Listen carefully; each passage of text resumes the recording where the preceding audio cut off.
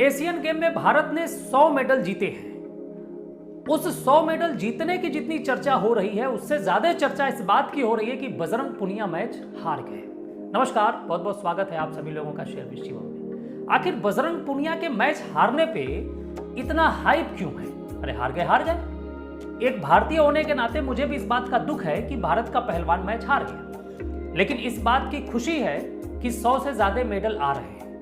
अब 100 मेडल आ रहे हैं, चलिए एक हार गए बजरंग पुनिया तो हार गए। ये वही बजरंग पुनिया है जब इनको कुश्ती में मेहनत करनी चाहिए थी तो ये धरने पे बैठ गए थे बृजभूषण शरण सिंह के खिलाफ कि इन्होंने यौन शोषण किया है जी, इनकी पत्नी का, इनके सड़ुआना का और तमाम लड़कियों का। जब इनको प्रैक्टिस करनी चाहिए थी तो ये जंतर मंतर पे मीडिया बाइट देने में बिजी थे। इनको जब मेहनत करनी चाहिए थी तो ये अलग तरीके के धरना जीवियों के साथ पॉलिटिक्स में बिजी थे। हालांकि ये तो जांच का विषय चल भी रहा है। बृजभूषण शरण सिंह अगर इसमें दोषी पाए जाएंगे तो उनके खिलाफ सजा होगी, नहीं पाए जाएंगे तो मुक्त हो जाएंगे। मैं ऐसा नहीं कि बृजभूषण शरण सिंह के पक्ष में बोल रहा हूं, लेकिन एक खिलाड़ी होने के नाते एकदम ठीक सामने एशियन गेम था जिसमें भारत की प्रतिष्ठा दांव पे लगी थी। इनको उस समय मेहनत करनी चाहिए थी। ये एशियन गेम में गए होते अपने ससुराल, अपने सड़ुआना के साथ, ढेर सारा मेडल लेके आए होते, फिर ये जंतर मंतर पे बैठते तो और मजबूती मिलती। जब ये धरना पे बैठे थे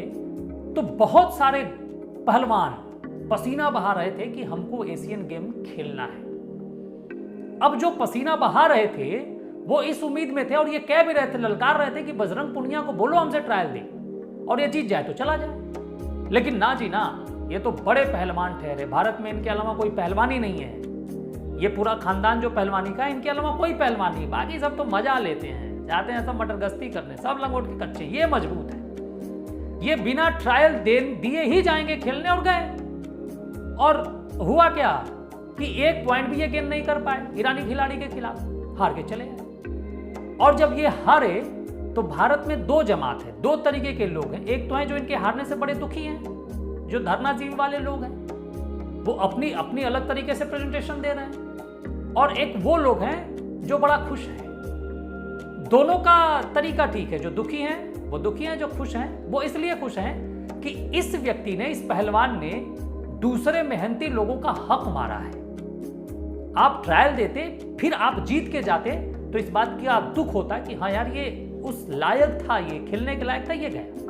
अब विराट कोहली की जगह पे मुझे आप जबरदस्ती भर दो भारतीय क्रिकेट टीम में तो मैं क्या उखाड़ पाऊंगा भाई। अब फिर जब मैं हार के चला हूं तो मेरे साथ मेरे ही लोग बोले कि अरे यार तुम हार गए, बड़ा दुख है तुम। अरे मैं तो हार ही जाता ना भाई, मैं कोई खिलाड़ी थोड़ी हूं। ठीक है, मैं पहले खेलता था तो पहले खेलता था, थोड़ी मैं खेल पाता। तो बजरंग पुनिया जब पहलवान थे रॉ में थे, प्रैक्टिस में थे तो थे। अब धरना दे के कोई पहलवान थोड़ी बनेगा। इस बात का दुख है, लेकिन इस बात का खुशी भी है कि 100 से ज्यादा मेडल इस बार एशियन गेम में आ रहे हैं। ऐसा क्या हुआ कि आज के 10-15 साल पहले एशियन गेम में ना के बराबर मेडल्स आते थे, ना के बराबर, और अब झोली भर भर के आ रहे हैं। ऐसा क्या था कि आज के 10 साल पहले केवल और केवल क्रिकेट को ही हाइप था। अब आदमी टकटकी लगा के देखता है कि अरे भाला में आया कि नहीं गोल्ड, अरे वो लंबी रेस में गोल्ड आया कि नहीं, ऊंचे जंप में आया कि नहीं, टेनिस में आया कि नहीं, क्रिकेट में आया कि नहीं, हॉकी में आया कि नहीं, ऐसे टकटकी लगा के देखता है। तो ये परिवर्तन हुआ है। आप अगर मेहनत करेंगे तो आप पहले अंदर अपने पहलवानों से लड़िए। आप जीतते हैं तो जाइए, हारते हैं तो मत जाइए। अब ये भी बात चल रही है कि वहां से आने के बाद फिर धरने पे बैठेंगे, हिलो जिल्लो, वहां भी हमारा यौन शोषण हो गया, हमको फंसा दिया गया, हमारे साथ गलत हुआ। अब ये तो भगवान जाने। लेकिन बृजभूषण शरण सिंह इस बात को शुरू से कहते थे कि ये सारी नौटंकी ट्रायल न देने की है, और वो बात साबित हो गई। बहरहाल मेरी शुभकामनाएं उन सभी खिलाड़ियों के साथ है जो मेहनत कर रहे हैं। उम्मीद रखिए कि आने वाले समय में आपको एक बड़ा प्लेटफॉर्म मिलेगा और आप भारत का नाम रोशन करेंगे। बहुत बहुत धन्यवाद। जय हिंद, जय मां भारती।